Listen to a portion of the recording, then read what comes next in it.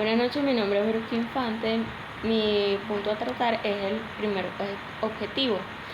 El primer punto, inversión desde el punto de vista contable. La inversión es aquella contribución financiera que se realiza una entidad con el propósito de aumentar sus beneficios con las ganancias que genere ese proyecto empresarial. Seguidamente, desde el punto de vista contable se conoce la inversión como un activo fijo y un activo circulante. Estas inversiones están por lo general estrechamente relacionadas con la actividad de la empresa, de tal modo que es posible descubrir, analizando los balances, que estos serían los rasgos característicos de la empresa de un mismo sector. El segundo punto es la inversiones en acciones de acuerdo a la teoría contable. La inversión se clasifica en activos circulantes porque se pueden convertir en efectivo en cualquier momento, pero existe el caso de las acciones o pueden ser también por cuotas adquiridas por el ente económico con la intención de mantenerlas por un tiempo definido, a su vez convirtiéndolas en un activo fijo. Es decir, el valor en libros de la inversión aumenta, donde eso se podría disminuir periódicamente de acuerdo con la participación que tiene el inversionista, que también podría surgir las ganancias, que serían las pérdidas, donde disminuye en cantidades iguales a todos los dividendos que el inversionista reciba de la campaña. El tercer punto es la definición de la inversión en las acciones según la DPC 15. Primeramente, en el párrafo 11 de la DCP 15 se conoce como inversión permanente, que son aquellas que se mantienen con el objeto de ejercer control o influencias significativas de la empresa en que se invierte según lo establecido en la declaración principal de la contabilidad número 7. Sin embargo, el párrafo número 34 de la DCP 15 pareciera que asume como inversiones permanentes solo la inversión en acciones susceptibles de subvaloradas por el método del valor patrimonial. El cuarto punto es las revelaciones señaladas en la DCP 15 sobre las inversiones en acciones. La DCP 15 nos muestra que las revelaciones, en otras palabras, las notas revelatorias referentes a las inversiones, que son la obligatoriedad presentarlas en donde nos implique que para las inversiones disponibles en las ventas y conservarlas a su vez hasta un vencimiento, donde se debe tener en cuenta el valor razonable de la cartera de las ganancias y las pérdidas brutales no realizadas. Gracias. Mi nombre es Eila Cayupare y mi punto a tratar es el objetivo número 3. Primer punto, es la consolidación de los estados financieros. Los estados financieros consolidados son los documentos contables que se elaboran para presentar la situación financiera, los resultados de operación, la modificación en la inversión de los accionistas y los cambios en la situación financiera de una entidad económica integrada por una compañía controladora y subsidiaria, como si se tratara de una sola compañía. La controladora es la empresa que invierte en otra y adquiere más del 50% de las acciones, con derecho a voto sobre la subsidiaria. Por otro lado, la subsidiaria es la empresa que pertenece a la controladora en el porcentaje que haya sido adquirida. Esta dirige y gobierna las políticas en las operaciones financieras y a esta condición se le conoce como control. El control surge cuando se tiene inversiones permanentes en la subsidiaria, lo que significa que es un ente que invierte o mantiene dicha inversión a largo plazo o un plazo indefinido. Representa en dinero, bienes y acciones. Su objetivo es lograr saber cuál es el estado global de dicha sociedad dentro del grupo empresarial en el que se encuentra desde un punto de vista unificado. En el artículo 42 del Código de Comercio podemos ver que la empresa está obligada a realizar un informe consolidado y en consecuencia presentar las cuentas anuales si la sociedad dominante cuenta con un grupo que tiene 2 o más sociedades. La ventaja de los estados consolidados es aumentar la fiabilidad y transparencia, ya que los estados financieros consolidados son un almacén de todas las finanzas, donde se incluye todos los datos e información para proveer una perspectiva global de la situación. Disminuye la dificultad de la gestión financiera, ya que permite agregar todo tipo de información como balances, pérdidas y ganancias, flujos de caja, entre otros. También proporciona información de calidad. La desventaja de los estados consolidados es 1. Los estados financieros consolidados son preparados para una controladora y subsidiaria, por lo tanto los aspectos legales de la entidad independiente se pasan por alto y se da énfasis a la unidad económica bajo el control de una dirección, o sea, prevalece la sustancia por encima de la forma legal. Para los accionistas minoritarios, acreedores de subsidiarias y agencias gubernamentales es limitada, ya que los estados financieros antes mencionados no incluyen ningún detalle de las subsidiarias. La presentación de los estados financieros no consolidados, los estados financieros deben ser realizados al fin del ejercicio social y por lo menos una vez al año.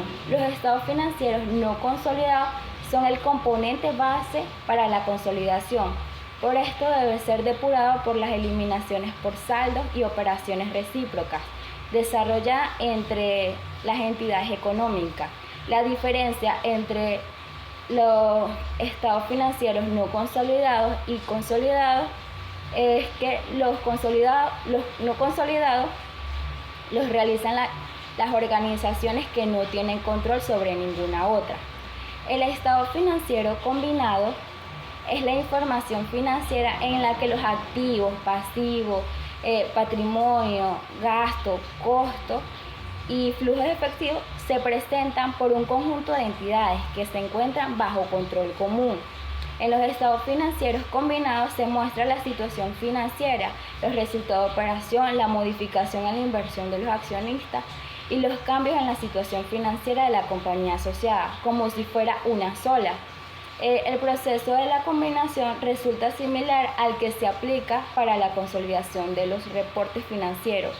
Esto es que se aplican los mismos principios de política uniforme, fechas comunes y eliminación de operaciones recíprocas entre las entidades combinadas. El segundo punto es el proceso contable requerido para llevar a cabo una consolidación de estado financiero. 1. Hojas de consolidación. En ella está el análisis de los estados financieros individuales de las compañías a consolidar, reconocimiento de valor razonable en los activos netos adquiridos y identificar los efectos de las operaciones recíprocas. Está la segunda, que es el ajuste y la eliminación entre intercompañías. Es necesario sumar reglón por reglón con base en el activo, pasivo, capital y cada uno de resultados para presentar los activos financieros como si fuera uno solo, tomando en cuenta las siguientes consideraciones. A. Eliminar la inversión en acciones de la controladora, en las subsidiarias. Identificar el interés minoritario en la utilidad o pérdida del ejercicio. Identificar el interés minoritario en el capital, en el estado de posición financiera y los saldos entre compañías deberán eliminarse por completo. 3. Es el exceso neto del costo de las inversiones en subsidiarias sobre el valor contable. Esto quiere decir que es el exceso generado cuando el costo de la inversión de la matriz en una filial comprada es mayor a la participación a la cual tiene derecho sobre los activos netos de la filial a la fecha de adquisición, según sus estados financieros. En pocas palabras, se da cuando el costo de adquisición de las acciones pagadas por la matriz a la subsidiaria es mayor al valor contable de las mismas a la fecha de la compra. El cuarto es el exceso neto del valor contable de las inversiones en subsidiaria sobre el costo. Quiere decir que es la diferencia derivada cuando el costo de la inversión en acciones de la matriz es inferior a la participación a que tiene derecho sobre los activos netos de la filial a la fecha de la compra. En este caso es cuando el costo de adquisición de las acciones pagada por la matriz es menor al valor contable de la misma a la fecha de la compra. Gracias. Buenas tardes, mi nombre es Maybeli Linares, pertenezco al cuarto semestre de Contaduría Pública y pertenezco al grupo de Cayupare Eila y Beruca Infante. Esta tarde vengo a hablar sobre la consolidación de los estados financieros de la empresa matriz, de la empresa asociada, la empresa tenedora y la situación y la empresa afiliada, entre otros puntos. Tenemos que la consolidación de estados financieros es una técnica contable que se utiliza para llevar a cabo la situación financiera de un grupo de empresas. La empresa matriz es aquella empresa que tiene el control total de la actividad financiera, económica y patrimonial. La empresa subsidiada es aquella que está apegada a la empresa matriz y depende de ella. La empresa tenedora es aquella que posee inversiones permanentes en otras empresas. La empresa asociada tiene influencia significativa en su administración, pero no llega a tener el control total. La empresa afiliada son sociedades de accionistas comunes y de administración común y significativa. Los accionistas minoritarios son aquellos que poseen el menos del 50% de la inversión en una empresa. Y los intereses minoritarios son los que poseen menos ganancias en cada una de las empresas. También tenemos la producción, el costo de producción. El costo de producción vienen siendo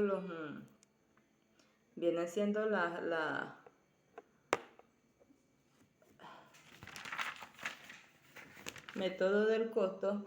Es un método de contabilidad que se utiliza para medir para diagnosticar que la inversión sea igual a la ganancia o mayor.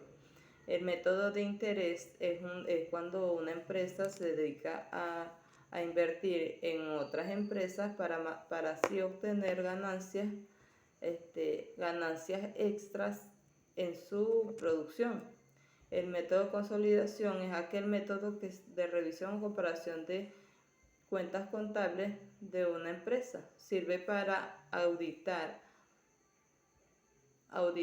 revisar y diferenciar, entre otros valores presentados, la importancia de la empresa. Muchas gracias.